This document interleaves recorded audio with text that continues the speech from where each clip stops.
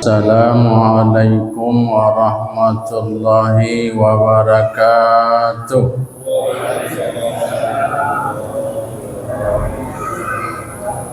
Alhamdulillahilladzi anzala al-Qur'an imaman wa hudan wa rahmatan lil mu'minin. Ashhadu an la ilaha illallah wahdahu la syarika lah wa ashhadu anna Muhammadan abduhu wa rasuluh la nabiyya ba'da ila yaumil qiyamah. Allahumma salli ala sayyidina Muhammad wa ala alihi wa sahbihi wa sallim.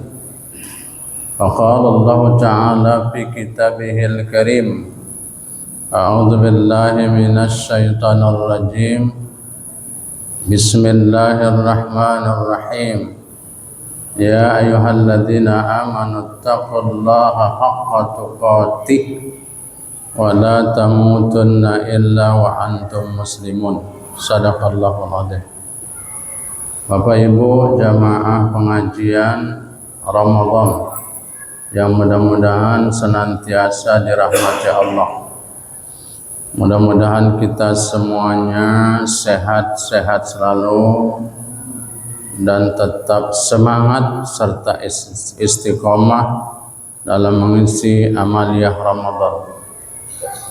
Bersyukur kita kepada Allah dengan mengucapkan Alhamdulillahi Rabbil Alamin atas segala rahmat, nikmat yang Allah curahkan kepada kita hingga kita dapat bertemu. Mudah-mudahan pertemuan kita ini diberkahi dan diridhai Allah. Kemudian tak lupa selawat beriring salam keharibaan junjungan kita, panutan kita, orang yang paling sangat kita cintai, Nabi besar Muhammad sallallahu alaihi wasallam. Allahumma salli ala sayyidina Muhammad wa ala ali sayyidina Muhammad beserta keluarga, sahabat dan pengikutnya yang sholihin hingga hari kemudian. Tidak terasa malam ini malam ke-14 Ramadan. Makin ke ujung Ramadan kita jalani, tantangan kita semakin berat. Perjalanan kita, kalau bolehlah saya gambarkan sekarang, perjalanan mendaki dan menanjak. Mendaki ke puncak Ramadan. Kalau kita hendak mendaki dan menanjak, maka dibutuhkan keteraturan nafas kita diatur dengan baik. Oleh karena itu para jamaah yang dicintai Allah Subhanahu wa taala, kanan kiri jamaah kita mempunyai pengaruh dalam ibadah kita, tidak seramai di awal-awal Ramadan. Mudah-mudahan kita mohon kepada Allah kita bisa tetap semangat dan tetap istiqomah. Tekad kita akan menyelesaikan Ramadan sampai akhir Ramadan. Amin. Para jamaah yang dicintai Allah, ada satu hadis yang sangat populer yang sering dibaca ketika bulan suci Ramadan. Bahkan hadis itu hampir kita hafal. Hadis itu berbunyi, man shoma Ramadan imanan wa ihtisaban ghufira lahu ma taqaddama min dzambihi. Siapa yang melaksanakan puasa Ramadan dengan iman, itu syarat pertama, dengan keyakinan, dengan hanya berharap kepada Allah Subhanahu wa taala, wahtisaban, dan dikerjakannya puasa itu dengan sungguh-sungguh.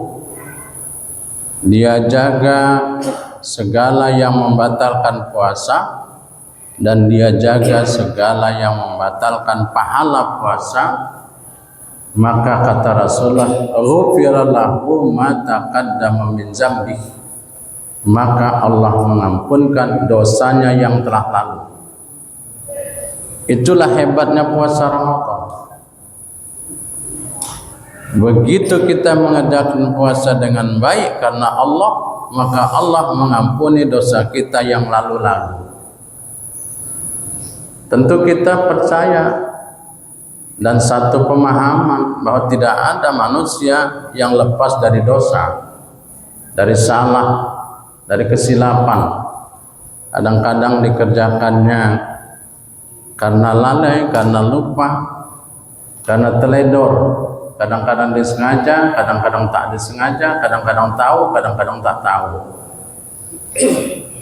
Oleh karena itu, inilah kesempatan kita bulan Ramadan, kita manfaatkan momen ini untuk banyak beristighfar kepada Allah. Banyak mohon ampun kepada Allah Subhanahu wa taala. Ada satu ayat Al-Qur'an, ya, coba nanti dilihat surah Az-Zumar ayat 53. Surah Az-Zumar ayat 53. A'udzu billahi minasy syaithanir rajim. Qul ya ibadiyalladzina asrafu ala anfusihim. Katakanlah, artinya sampaikanlah. Jadi Nabi diperintah Allah untuk sampaikan kepada umatnya kita ini. Ya, yang ibadiyalladzina asrafu ala anfusihim, wahai hamba-hambaku yang melampaui batas terhadap diri mereka sendiri. Dipanggil Allah, wahai hamba-hambaku, ya ibadi. Dipanggil Allah, ya ibadi, itu panggilan mesra, panggilan cinta, panggilan sayang. Dipanggil Allah, orang yang banyak ngerjakan dosa. Asrafu itu katanya israf, dosanya itu berlebihan. Wahai hamba-hambaku yang melakukan dosa yang berlebihan, mungkin level 5 ke atas. Dipanggil sama Allah Subhanahu wa taala. Apa kata Allah? La taqnatu mir rahmatillah.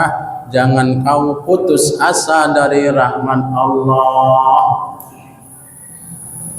Jangan sangsi dengan kasih sayang Allah, jangan ragu dengan kasih sayang Allah. Itu artinya bahwa Allah tidak pernah jauh dari kita. Sampai orang yang melakukan dosa pun Allah tetap mendekatinya. Apa kata Allah dalam ayat? Innallaha yaghfiruz dzunuba jami'a. Sesungguhnya Allah mengampuni dosa-dosa kamu semuanya. Jami'a itu semuanya, Pak, tanpa terkecuali. Sebesar apapun dosa kita. Bagaimana kalau seseorang itu melakukan kesyirikan? Kalau dia taubat, diampuni Allah. Bagaimana kalau orang itu melakukan kekufuran? Kalau dia taubat, diampuni Allah. Bagaimana orang itu kalau melakukan kemusyrikan? Juga diampuni Allah kalau dia taubat kepada Allah. Bagaimana orang itu melakukan kemunafikan? Kalau dia kembali kepada Allah, Allah ampuni dosanya. Bukankah kita pernah melihat ada orang di luar Islam, orang kafir masuk Islam?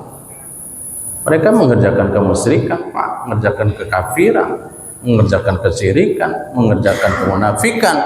Tapi mereka ketika kembali bertobat kepada Allah, semua dosa mereka itu diampunkan oleh Allah Subhanahu wa taala.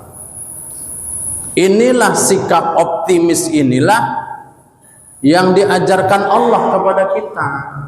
Jangan sanksi, jangan berpikiran yang enggak baik. Karena ada orang berpikir, Pak, awak ini banyak kali dosa, apa mungkin Allah mengampuni dosa kita? Taubat, diampuni Allah. Siapakah di antara kita ini yang tak punya latar belakang yang enggak baik dalam hidup kita ini? Kan ada. Makanya kata Allah dalam ayat ini, innahu huwal ghafurur rahim. Sesungguhnya dialah yang maha pengampun lagi maha penyayang.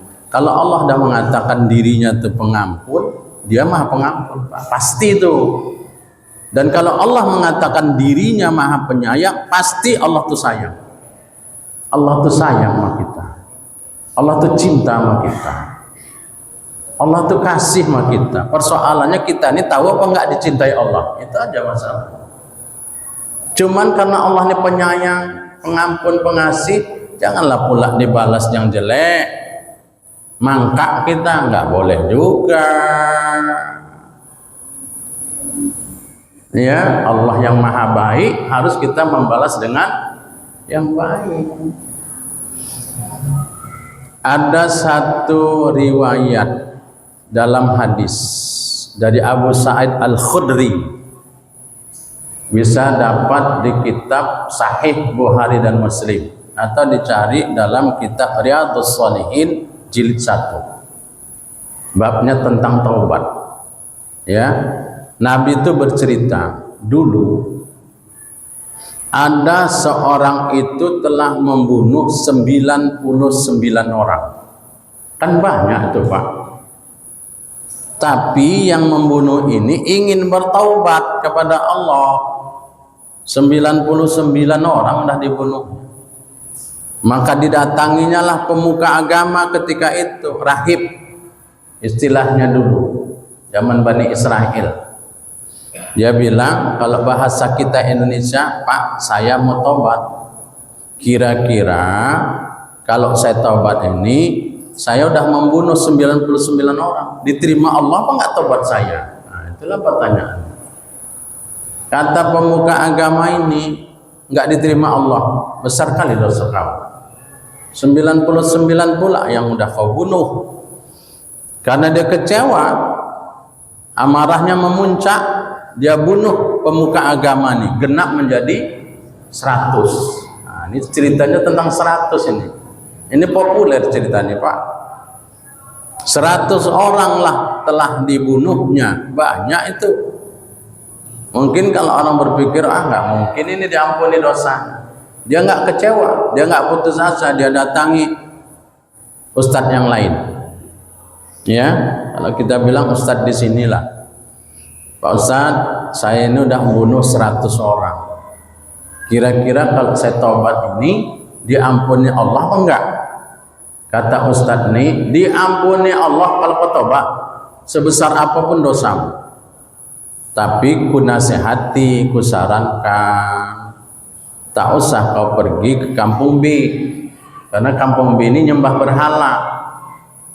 Banyak warganya yang bikin maksiat. Pergilah kau ke kampung A. Di sana penduduknya taat-taat, baik-baik, menjalankan perintah Allah. Maka si orang yang bertobat ini tadi bergerak ke kampung A. Di tengah jalan ditakdirkan Allah meninggal. Dalam riwayat hadis itu turunlah 2 malaikat yang memperebutkan status daripada jenazah ini. Kata malaikat nikmat, ini bagian saya karena dia taubat. Kata malaikat azab, ini bagian saya, memang udah taubat tapi belum berbuat baik. Maka akhirnya dalam riwayat itu diturunkan Allah 1 malaikat yang dinyarukan, dijelmakan menjadi manusia sebagai hakim. Kata malaikat yang datang belakangan ini katanya, nah gini, kita ukur si jenazah ini dekat ke kampung baik atau dekat ke kampung buruk. Dalam riwayat itu dijelaskan Allah memerintahkan kepada kampung baik untuk mendekat kepada jenazah dan kampung buruk menjauh dari jenazah. Diukur tentu lebih dekat kepada kampung yang baik. Akhirnya diambillah oleh malaikat nikmat, artinya dia mendapat kenikmatan dan taubatnya diterima oleh Allah. Kesimpulan apa?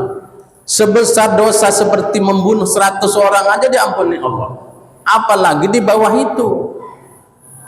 tetap optimis, tetap kita jangan putus asa.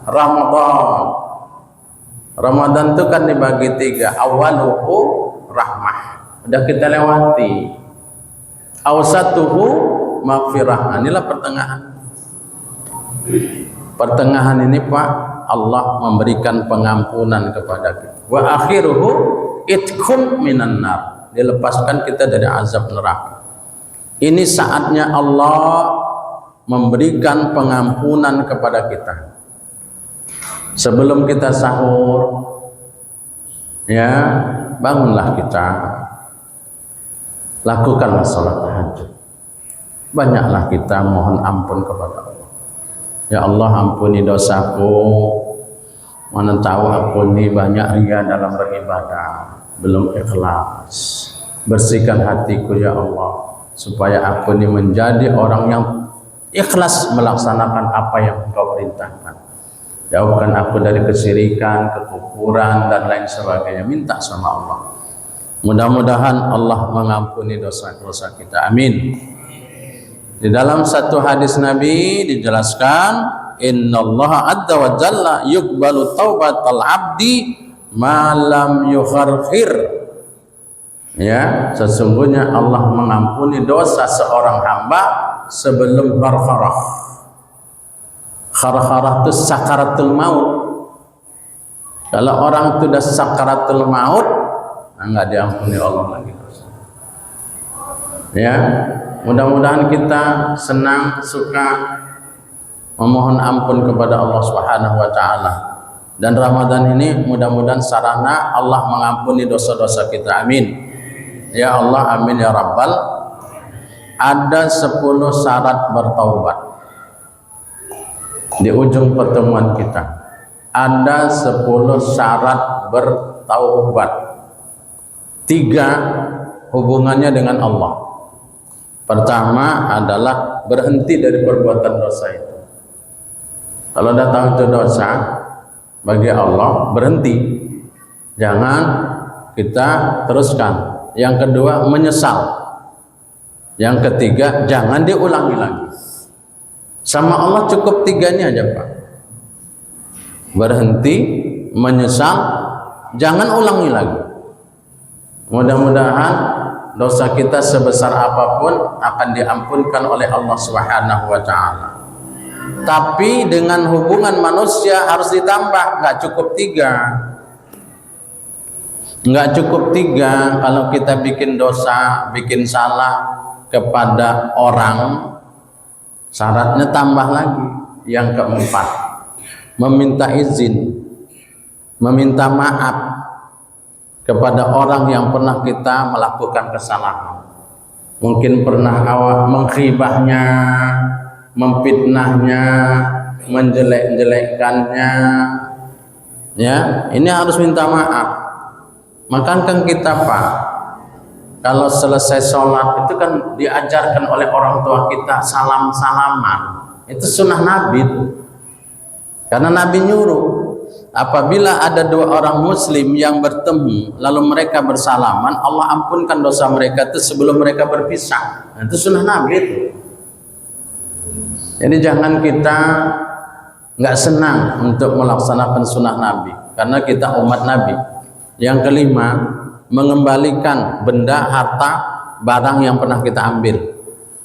Jadi kalau seandainya di dunia ini ada orang mengambil benda kita, barang kita, milik kita, tak dikembalikan atau diambil secara paksa, di akhirat dibalikkan tuh Pak. Yakin? Ya. Nah, yang kelima dibalikkan. Yang keenam adalah hijrah batin. Kalau hijrah fisik, kita ya tetap tinggal di situ, di desa itu. Tapi batin kita Pak tak suka dengan keburukan. Itu hijrah namanya. Jadi kalau kita udah tobat, yang keenam nih ya, hijrahlah kita. Tak usah lagi didekati lapak yang lama. Awak udah tobat dari judi, tapi masih pegang juga balak 12, balak 6. Janganlah tinggalkan. Awak udah tobat. Jangan pegang-pegang lagi kotoran keling. Kotoran awak pun banyak. Kotoran keling aja awak tengok. tinggalkan. Sekakmat tuh jangan buat lagi, karena itu sia-sia aja, banyak buang-buang waktu. Kadang-kadang sampai gara-gara itu sholat tinggal, ibadah tinggal. Jadi hijrah yang lama-lama tuh tak usah dilirik-lirik lagi, ya. Tinggalkan yang lama, pandang yang akan datang lebih baik. Tinggalkan yang lama, ambil yang baru, jangan slow.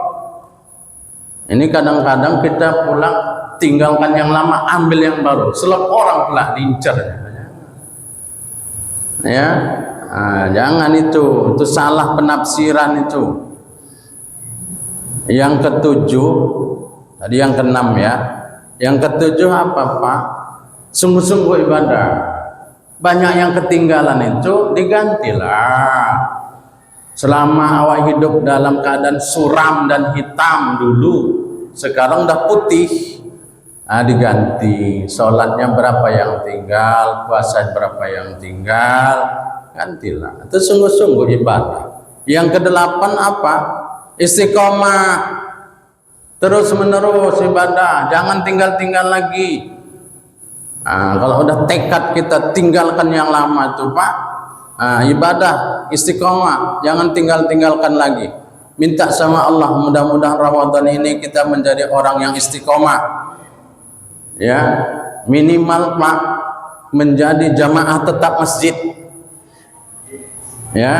Ada jamaah kita nih jamaah permanen, ada jamaah kontemporer. Jamaah permanen itu Pak memang tetap dari sini. Kalau jamaah kontemporer sekali-sekali aja muncul dia, janganlah. Kita tetaplah istiqomah.